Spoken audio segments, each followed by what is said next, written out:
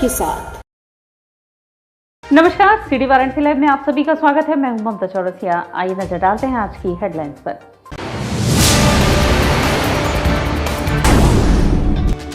IMSBHU में faculty of dental science के छात्रों का पीजी में सीट बढ़ाने को लेकर धरना। स्थानीय प्राधिकारी MLC चुनाव में निर्दल प्रत्याशी अन्नपूर्णा सिंह ने लहराया जीत का परचम, सपा भाजपा को मिली हार। कामदा एकादशी पर दुर्गा कुंड स्थित धर्मसंघ से हनुमान ध्वजा प्रभात फेरी समिति द्वारा निकाली गई भव्य हनुमान ध्वजा प्रभात फेरी। और कोरोना काल के चलते पिछले 2 वर्षों से बंद चल रहा सिगरा स्टेडियम का तरणताल फिर से हुआ शुरू। और अब खबरें विस्तार से। लगातार चली आ रही जीत की कवायद को पूरा करने का क्रम इस बार भी जारी रहा। आपको बता दें कि स्थानीय प्राधिकरण MLC चुनाव 2022 में ब्रजेश सिंह के ही परिवार के सदस्य अन्नपूर्णा सिंह ने जीत हासिल की। स्थानीय प्राधिकरण MLC चुनाव 2022 में निर्दल प्रत्याशी अन्नपूर्णा सिंह ने जीत का परचम लहराया है। यह जीत ब्रजेश सिंह के परिवार की लगातार तीसरी जीत है। वहीं भाजपा प्रत्याशी को करारी हार मिली है। डॉक्टर सुदामा पटेल को महज 170 मत मिले हैं। वाराणसी स्थानीय प्राधिकरण निर्वाचन क्षेत्र से विधान परिषद सदस्य चुनाव के लिए वोटों की गिनती सुबह करीब 11 बजे के पहले ही पूरी हो गई थी। इसके पूर्व पहाड़िया मंडी में निर्धारित मतगणना की तैयारी पूरी कर ली गई थी। मतगणना के लिए 8 टेबल लगाए गए थे, वहीं RO का टेबल अलग लगाया गया था। एक टेबल पर माइक्रो ऑब्जर्वर समेत 4 गणना कर्मियों की तैनाती की गई थी। एक चक्र में एक टेबल पर 600 वोटों की गिनती भी की गई। मतदान केंद्र के पास सुरक्षा कारणों से सुरक्षा व्यवस्था भी कड़ी कर दी गई थी। चुनाव परिणाम आने के साथ ही भाजपा और सपा के उम्मीदवार निराश होकर लौट गए। निर्दल उम्मीदवार अन्नपूर्णा सिंह की जीत के साथ कपसेटी हाउस के जीत का सिलसिला इस बार भी बरकरार रहा। वहीं चुनाव परिणाम के बाद विजय जुलूस पर प्रतिबंध भी रहा। हालांकि विधानसभा की 8 सीट कब्जे आने वाली भाजपा यहां तीसरे स्थान पर रही। वहीं PM नरेंद्र मोदी के संसदीय क्षेत्र वाराणसी में MLC चुनाव में निर्दलीय उम्मीदवार ने जहां जीत हासिल की है, वहीं पार्टी का उम्मीदवार तीसरे स्थान पर रहा। इस प्रकार अन्नपूर्णा सिंह निर्धारित कोटा से ज्यादा मत प्राप्त कर विजयी हुई। मतगणना भी इसी के साथ समाप्त हो गई। इस तरह 4234 वोट पाकर अन्नपूर्णा सिंह विजयी रही। अन्नपूर्णा सिंह को जिला निर्वाचन अधिकारी DM कौशल राज शर्मा ने विजेता का प्रमाण पत्र पहाड़िया मंडी में दिया। प्रमाण पत्र मिलने के बाद अन्नपूर्णा सिंह ने कहा कि इस जीत का श्रेय प्रधानमंत्री नरेंद्र मोदी, मुख्यमंत्री योगी आदित्यनाथ और गृह मंत्री अमित शाह और जनता को देती हूं। वहीं जब उनसे पूछा गया कि भाजपा प्रत्याशी वोटरों को बहकाने का आरोप लगा रहे हैं, तो उन्होंने कहा कि यह पूरी तरह से बेबुनियाद है। जीत का श्रेय माननीय प्रधानमंत्री माननीय योगी आदित्यनाथ के अमित शाह जी को दे रही हूँ और जनता को दे रही हूँ। मैम, लगातार BJP के प्रत्याशी जो थे वो आरोप लगाते रहे हैं कि जो है इस चुनाव में जो है आपकी तरफ से दबाव बनाया जा रहा है। बेबुनियाद है सब।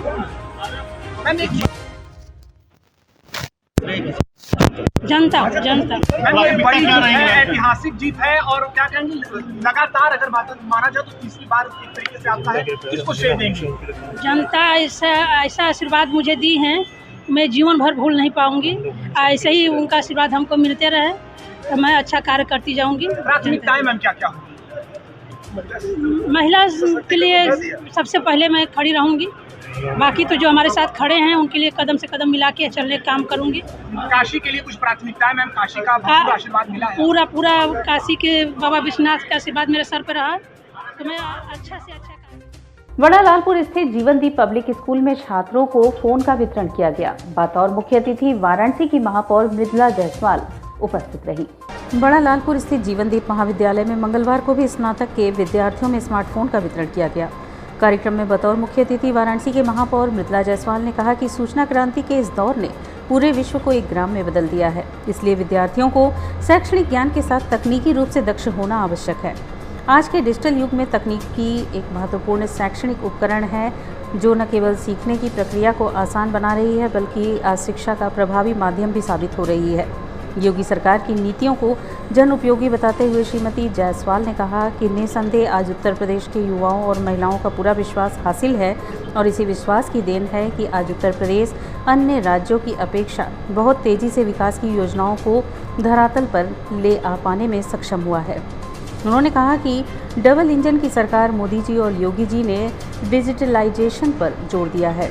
आज हमारे देश का नाम अंतर्राष्ट्रीय स्तर पर हो रहा है, वह डिजिटल युग का ही देन है।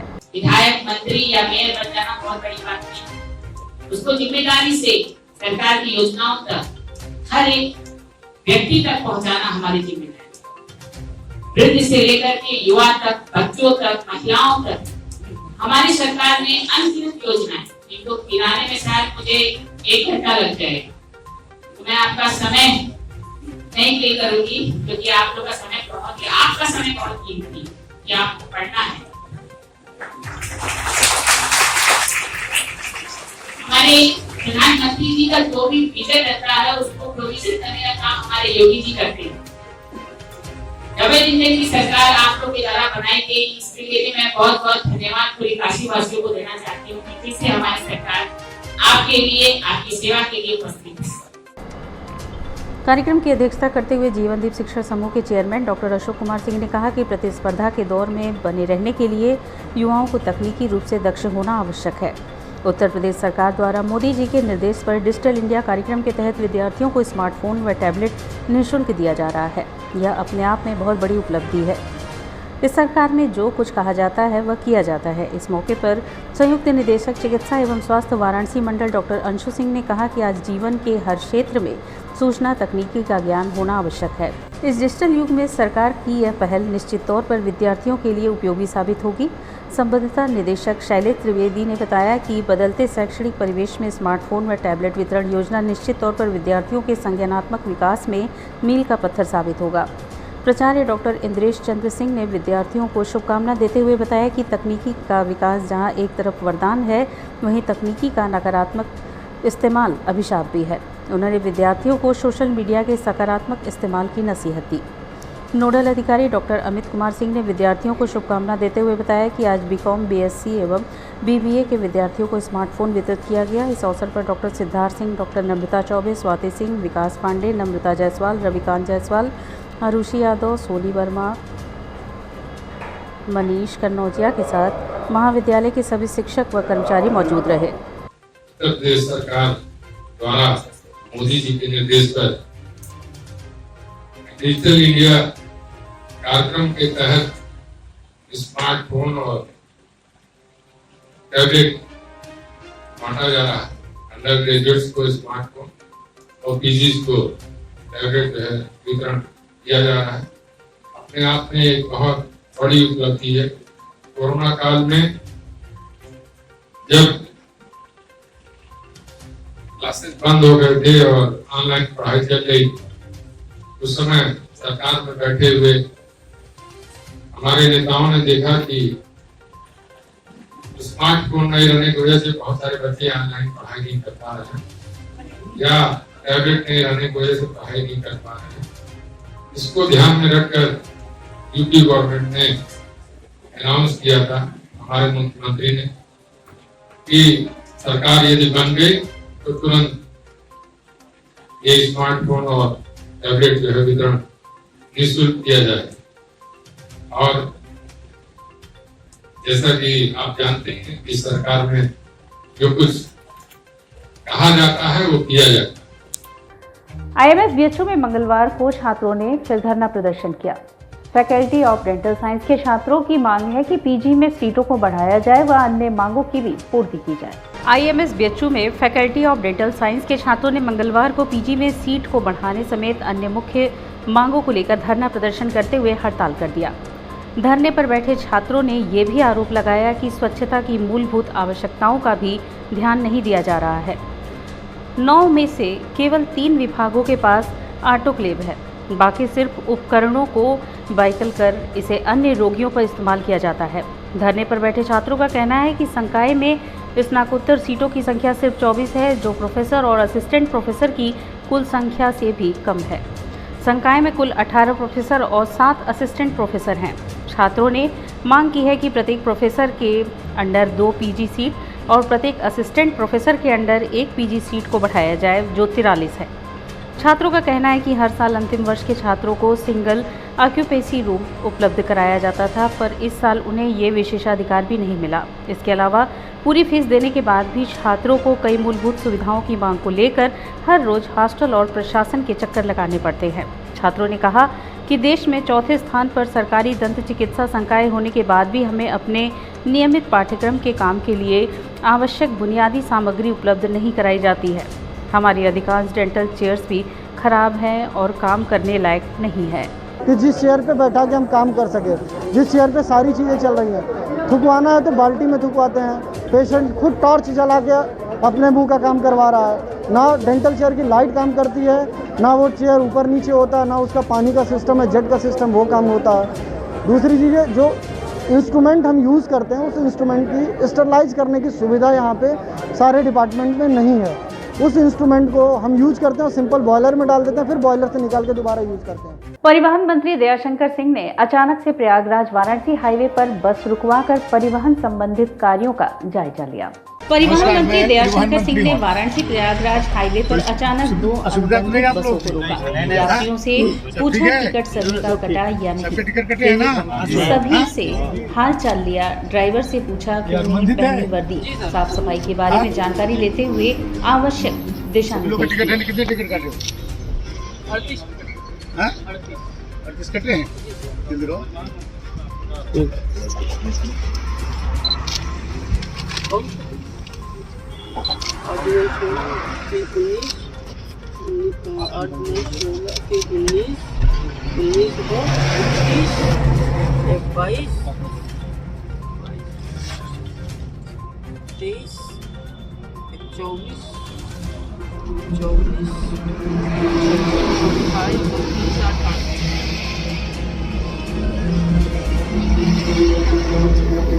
सफाई भाई हो रही है ना?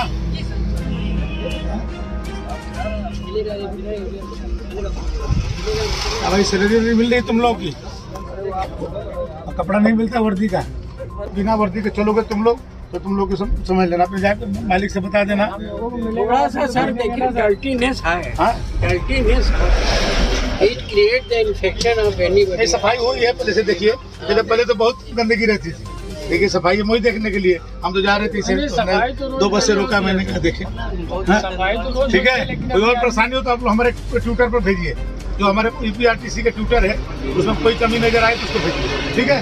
ठीक खाली तो है, मशीन खराब हो गई, मशीन खराब हो गई, टिकट जो था लास्ट खत्म हो गया, 2 तक थी बन के चली आई, खाली सवारी थोड़ा बंद था। सफाई भाई हुई थी, हाँ दोनों टाइम लगाते हैं, सब एक चलते। सुबह जाते हैं, बनारस पहुँचते हैं, इलाहाबाद पहुँचने के बाद फिर झाड़ू लगता है। बस में कितने लोग की ड्यूटी है? 2 लोग ड्यूटी में। तो तुम लोग उस पर हो उधर से ड्यूटी है या परमानेंट है? सर अभी तो 15 वाले दोनों लोग प्राइवेट मोटर मालिक। और यहाँ वक्त उछला है एक छोटे से ब्रेक का, मिलते हैं ब्रेक के बाद। वाराणसी लाइव, सच के साथ। I'm a great mother.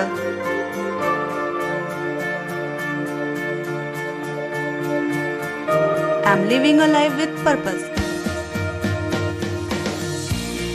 Because I'm providing the best education to my child. And that's the Swami Harsevanand Public School.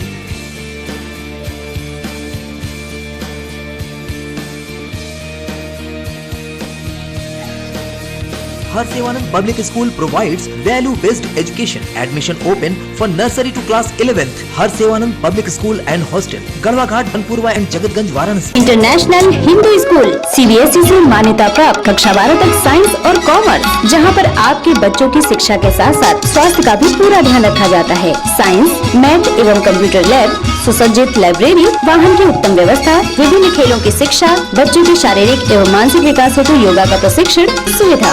इतना ही नहीं, आपके छोटे बच्चों के लिए एक ऐसी जगह जहां हम देते हैं शिक्षा के साथ साथ मौज मस्ती भरा वातावरण। के नौनिहालों का परिचय अंकुरण करना चाहते हैं अपने बच्चे का संपूर्ण विकास, तो आइए अंकुरण के साथ international Hindu school, Nagwa, Lanka, Varanasi. Give me your children. We will work very hard and turn them into responsible, hard-working and bright citizens of India. That's what India needs. Best fundamental lab, best faculty, best placement set. We are proud to be a student of JDSL. I am a student of Jeevandeep Mahavidyalaya. I am proud of Mahavidyalaya for excellent faculty, best support and best infrastructure and best placement. Best fundamental lab, best faculty, best placement set. We are proud to be a student of JDSL. I am a student of Jeevandeep Mahavidyalaya. I am proud of Mahavidyalaya for excellent faculty, best support and best infrastructure and best placement. हम तोड़ेंगे ये सन्नाटा, करेंगे बात आपकी, बात बना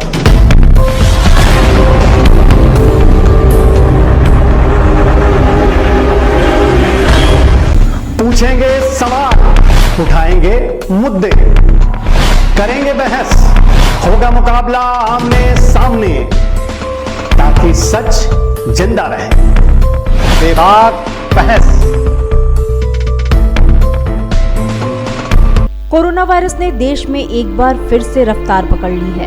ऐसे में जरूरी है कि सभी लोग पूरी एहतियात बरतें। घर से बाहर निकलते समय मास्क का सदैव प्रयोग करें। समय समय पर हाथों को सैनिटाइजर से सैनिटाइज करें। ज्यादा भीड़ भाड़ वाली जगहों में जाने से बचें। 2 गज की दूरी का पालन करें। स्वस्थ रहें, सुरक्षित रहें। जनहित में जारी वाराणसी लाइव। वाराणसी लाइव, सच के साथ। और ब्रेक के बाद पुनः आपका स्वागत है। फीस वृद्धि का विरोध कर रहे छात्रों पर वीसी की गाड़ी रोकने व तोड़फोड़ करने का आरोप है, जिनमें से 9 छात्रों को इस संबंध में नोटिस जारी कर बीएचयू प्रशासन द्वारा जवाब मांगा गया है। फीस वृद्धि के लिए बीएचयू सेंट्रल ऑफिस पर प्रदर्शन के दौरान तोड़फोड़ और बीसी की गाड़ी आदि रोकने के लिए बीएचयू प्रशासन ने 9 छात्रों को इस संबंध में नोटिस जारी करके स्पष्टीकरण मांगा है। साथ ही चेतावनी भी दी है कि नोटिस का यदि छात्र स्पष्टीकरण नहीं देंगे तो उनके ऊपर सख्त कार्रवाई भी की जाएगी। विश्वविद्यालय प्रशासन के इस कार्यवाही से छात्रों में आक्रोश बना हुआ है। इसी क्रम में भगत सिंह छात्र मोर्चा के सदस्यों ने मंगलवार को छात्रों को दी गई नोटिस को वापस लिए जाने की मांग को लेकर चीफ प्रॉक्टर कार्यालय पर प्रदर्शन किया। इस दौरान भगत सिंह मोर्चा छात्र संगठन की आकांक्षा सिंह ने बताया कि फीस वृद्धि को लेकर छात्र आक्रोशित हैं, क्योंकि आज 400 और फिर आगे ज़्यादा भी हो सकती है। ऐसे में गरीब माँ बाप के बच्चों की पढ़ाई का भविष्य अधर में पड़ जाएगा। इसके अलावा धरना प्रदर्शन करना अपनी मांगों के लिए हमारा अधिकार है, लेकिन विश्वविद्यालय प्रशासन तानाशाही रवैया अपनाते हुए छात्रों पर आरोप लगाए हैं कि वह धरना प्रदर्शन के दौरान सरकारी सामान को क्षति पहुंचाने का काम किए हैं। आकांक्षा ने कहा कि हम लोग शांति से अपना काम कर रहे थे। आज हम सभी ने चीफ प्रॉक्टर कार्यालय से मांग की है कि वो नोटिस जो भेजी गई है उसे वापस ली जाए। ये मामला 6 अप्रैल का है। उस दिन फीस वृद्धि के खिलाफ स्टूडेंट्स ने वाइस चांसलर मिलने के लिए वहाँ ज्ञापन दिया था। स्टूडेंट लगातार वहाँ बैठे रहे। उसके बाद जब आंदोलन बढ़ा, अभी जाकर के कुछ समय पहले कल हम लोगों को एक नोटिस आया है कि आप लोगों ने वहाँ सुरक्षा कर्मियों के साथ धक्का मुक्की की है, जो संपत्ति वहाँ नुकसान पहुँचाने की कोशिश की, इस पर आप स्पष्टीकरण दीजिए। तो हमारा ये मानना है कि ये प्रशासन जो है लगातार स्टूडेंट्स को धरना करने से रोकने के लिए, आंदोलन करने से रोकने के लिए एक नए हथकंडे अपना रहा है। नोटिस उनके घर भेजा जा रहा है ताकि स्टूडेंट अगली बार से किसी प्रोटेस्ट में शामिल ना हो, या शामिल होने के पहले 10 बार सोचे कि क्या हमको जाना है कि नहीं इस प्रोटेस्ट में। आंदोलन करना, धरना करना, अपनी असहमति जताना हमारा संवैधानिक अधिकार है। हम सब स्टूडेंट हैं, हम जानते हैं कि इसमें कोई गलत बात नहीं, लेकिन प्रशासन जो है लगातार धमकी दे रहा है आप लिखित माध्यम से कि अगर आप 48 घंटे के अंदर स्पष्टीकरण नहीं देते तो आपके ऊपर अनुशासनात्मक कार्रवाई की जाएगी। तो हम ये सवाल करना चाहते हैं, ये क्या तरीका है विश्वविद्यालय का कि स्टूडेंट जब प्रदर्शन करते हैं तो उनसे कुलपति एक बार ना मिलने आते हैं, ना उनकी बातों को सुनते हैं। फीस वृद्धि जैसा मामला जहाँ पे गरीब स्टूडेंट पढ़ नहीं पाएंगे 2-4 साल बाद ही, ऐसी स्थिति हो जाएगी कि बीएचयू जो एक एलिट इंस्टीट्यूशन बन जाएगा जहां अमीरों के बच्चे ही पढ़ने आएंगे।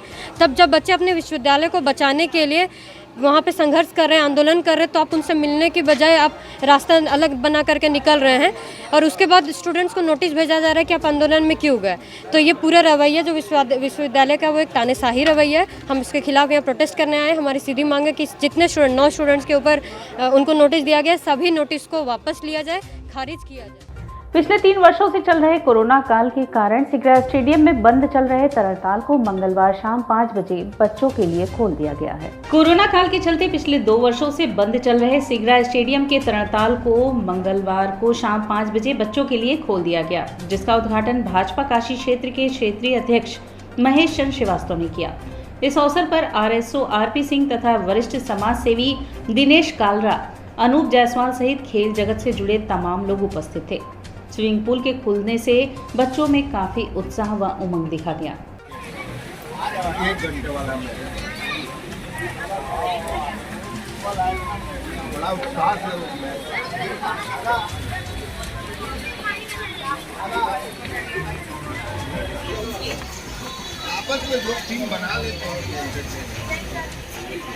भारत सरकार के आयुष्मान योजना के अंतर्गत Singh medical and surgical care centre Maldahiya स्थित हॉस्पिटल में मरीज के कूल्हे का प्रत्यारोपण किया गया। Singh medical and surgical care centre Maldahiya Varanasi, जो कि विगत 30 वर्षों से मरीजों की कुशलतापूर्वक इलाज करती आ रही है। इसी क्रम में भारत सरकार की आयुष्मान योजना के अंतर्गत, जिसमें कि गरीब परिवार के मरीजों का इलाज इस योजना के अंतर्गत किया जा रहा है। इस समय 85 वर्षीय तौफीक अहमद निवासी घुंघरानी गली चौक के कूल्हे का प्रत्यारोपण आयुष्मान योजना के तहत किया गया। उक्त बातें Singh medical surgical care centre के प्रबंध निदेशक डॉक्टर अशोक कुमार सिंह व हॉस्पिटल के ही वरिष्ठ हड्डी रोग विशेषज्ञ डॉक्टर दिलीप यादव ने बताया। आगे डॉक्टर दिलीप यादव ने बताया कि इस मरीज के दाएं कूल्हे का ऑपरेशन 2 वर्ष पूर्व हुआ था, पर किसी कारणवश पुनः कूल्हे भयंकर दर्द होने लगे। परामर्श के बाद दर्द से निजात देने के लिए कूल्हा प्रत्यारोपण का ऑपरेशन मैंने अपनी कुशल टीम के द्वारा किया। वरिष्ठ हड्डी रोग विशेषज्ञ डॉक्टर दिलीप यादव ने बताया कि ऑपरेशन के दौरान मेरे साथ doctor Yogesh, doctor Krishnakant, doctor Snehlata, Chhannu और ब्रिजेश आती रहे। 80 वर्ष के लोगों में थोड़ा सा रिस्क रहता है, हृदय, फेफड़े और भी अंग उतने अच्छे से काम नहीं करते, लेकिन हम लोगों ने सारी जांच करा के और अपने टीम को बेहोशी वाले जो डॉक्टर हैं उनसे सलाह लेकर और फिर ये निर्णय लिया गया कि इनका किया जाए और सफल भी रहे। क्या कहना चाहेंगे और पेशेंट हैं जो भी नहीं चल पा रहे हैं, वो भी अगर जो पेशेंट चल नहीं पा रहे हैं या जिनको कूल्हा प्रत्यारोपण की आवश्यकता है वो परामर्श ले सकते हैं और किसी भी उम्र में किया जा सकता है। अगर पेशेंट फिट हो, बहुत ज़्यादा रिस्क में हो तो किसी भी उम्र में किया सकता है और दर्द से इसमें मतलब छुटकारा तो मिल ही जाता है। हो गया आयुष्मान योजना का उनको कितना लाभ मिलेगा? आयुष्मान के तहत अगर कोई पेशेंट आता है तो उसका इलाज निःशुल्क, पूर्णतः निःशुल्क है, किसी तरह का कोई योजना का लाभ सबको दिया जाता है। हमारे यहाँ कोई मना नहीं है। जो पैकेज है गवर्नमेंट का, उस पैकेज के अंतर्गत जो भी मरीज आते हैं आयुष्मान योजना के अंतर्गत उनका जो है हम लोग पूर्ण इलाज करते हैं। अब ये है कि कूल्हे का प्रत्यारोपण चूँकि एक जटिल बीमारी है और एक जटिल समस्या है, इसलिए लोग पैसा दे के बाहर जाके कराते हैं और जो पैकेज में जो लाख रुपए में यहाँ हो रहा है आयुष्मान में, इसी के लिए लोग बाहर जाके 2 लाख 2.5 लाख रुपया खर्चा कर ले रहे हैं और यहाँ से बनारस से चले जाएंगे तो और ज़्यादा खर्च करना पड़ता है। तो ये एक अच्छी योजना और प्रधानमंत्री जी का क्षेत्र है, यहाँ पर इस तरह का कार्य जो है करना चाहिए। बनारस वैसे भी लोग जाने की जगह है, थोड़ा पैसा अपना भी लग जाए तो इस तरह के मरीजों का इलाज करना चाहिए। दशाश्वमेध गंगा घाट स्थित श्री श्री शीतला माता का वार्षिक श्रृंगार गुरुवार 14 अप्रैल को रात्रि 2:30 बजे संपन्न होगा। श्री श्री यंत्र पीठम समिति द्वारा आयोजित दशाश्वमेध गंगा घाट स्थित प्रसिद्ध शक्तिपीठ श्री श्री शीतला माता का धाम श्री दक्षिणी आदि शीतला बुढ़िया माई का वार्षिक श्रृंगार एवं विराट आरती वंश परंपरा अनुसार 14 अप्रैल गुरुवार को रात्रि 2:30 बजे संपन्न होगा। उक्त बातें शीतला धाम के अधिष्ठाता श्री महंत पंडित शिव प्रसाद पांडे लिंगिया महाराज ने बास फाटक स्थित पांडे जी अखाड़ा भवानी भवन में मंगलवार को पत्रकार वार्ता में जानकारी दी। उन्होंने बताया कि 14 अप्रैल से ही 5 दिवसीय सायंकाल 7:30 बजे सुगम गीत, संगीत व भजन का कार्यक्रम आरंभ होगा। श्री महंत ने बताया कि 14 अप्रैल को सायंकाल 7 बजे से रात 12 बजे तक काशी के शहर के विभिन्न जगहों से सभी समुदाय के नगरवासी शीतला धाम में बधावा जुलूस लेकर आगमन करेंगे। उन्होंने बताया कि श्री श्री दक्षिणी आदि शीतला माता बुढ़िया माई का वार्षिक श्रृंगार 19 अप्रैल मंगलवार को सायं 6 बजे से रात्रि पर्यंत गुफा द्वारा दर्शनार्थियों के लिए खुला रहेगा। इस अवसर पर श्री श्री यंत्र श्री दश महाविद्या श्री आदि काल भैरव जी एवं मंगला गौरी का भी अलौकिक दर्शन सुलभ रहेगा। 19 अप्रैल को माता रानी विशाल भंडारा का 19 अप्रैल को मंदिर के परिसर पर आयोजित किया गया है। ये 14 अप्रैल को माँ का वार्षिक श्रृंगार विराट आरती है। 14 अप्रैल को सायंकाल 6 बजे से माँ का श्रृंगार दर्शन प्रारंभ होगा। सायंकाल 7:30 बजे से शीतला 5 दिवसीय शीतला महोत्सव का शुभारंभ किया जाएगा, जो 18 अप्रैल तक चलेगा और 14 अप्रैल को रात्रि में 2:30 बजे माता की ये जो परंपरागत ये विराट आरती है वो विराट आरती प्रारंभ होगी, जो प्रातः 4 बजे तक चलेगी। तत्पश्चात यह कार्यक्रम हमारा ये 18 तक चलेगा। 19 तारीख को बुढ़िया माई का वार्षिक श्रृंगार एवं अखंड भंडारा जो कि सधवा बटुक कुमारी पूजन के साथ संपन्न हो। दुर्गा कुंड स्थित धर्म संघ से 9 संवत्सर से हनुमान ध्वजा फेरी यात्रा निकाली गई, जो त्रिदेव मंदिर होते हुए संकट मोचन जाकर समाप्त हुई। दुर्गा कुंड स्थित धर्म संघ से 9 संवत्सर से हनुमान ध्वजा प्रभात फेरी समिति द्वारा प्रभात फेरी निकाली जा रही है। मंगलवार कामदा एकादशी पर भी निकाली गई। यह प्रभात फेरी धर्म संघ से प्रारंभ होकर गुरुधाम कॉलोनी, रविंद्रपुरी, दुर्गा मंदिर, त्रिदेव मंदिर होते हुए संकट मोचन पहुंचकर समाप्त हुई। इस प्रभात फेरी में सैकड़ों की संख्या में महिलाएं व पुरुष हाथ में ध्वज पताका लेकर चल रहे थे। सभी लोग एक स्वर में बजरंग बली के नारे लगा रहे थे। नारों से क्षेत्र गुंजायमान हो रहा था। जिधर से भी ध्वज यात्रा गुजर रही थी, देखने वालों का तांता लग जा रहा था। यात्रा का 11वां दिन है और यात्रा 15 दिवसीय यात्रा 15 दिन चलती है। चैत शुद्धि एकम से लेकर हनुमान जन्मोत्सव तक, चैत शुद्धि पूर्णिमा तक ये कार्यक्रम चल रहा है। ये कार्यक्रम धर्म संघ से शुरू होकर बाबा की आरती और हवन जोत लेने के बाद रविंद्रपुरी होते हुए त्रिदेव मंदिर, मानस मंदिर होते हुए संकट मोचन तक आता है। आज 11वें दिन में बाबा का हम लोगों ने बड़ा उत्सव मनाया है। सब लोगों ने सामूहिक रूप से आरती की है, हनुमान जी का पाठ किया है। और एक विशेष बात ये थी कि आज एक युवक संघ में कथा हो रही है। तो व्यास जी महाराज यहाँ आशीर्वाद देने के लिए आए थे और आके उन्होंने भक्तों को आशीर्वाद दिया है। इससे पत्र काफी लाभ है और सब लोगों ने प्रसाद। और इसी के साथ सिटी वाराणसी लाइव का यह प्रसारण यहीं समाप्त होता है। ममता चौरसिया को दे इजाजत। नमस्कार।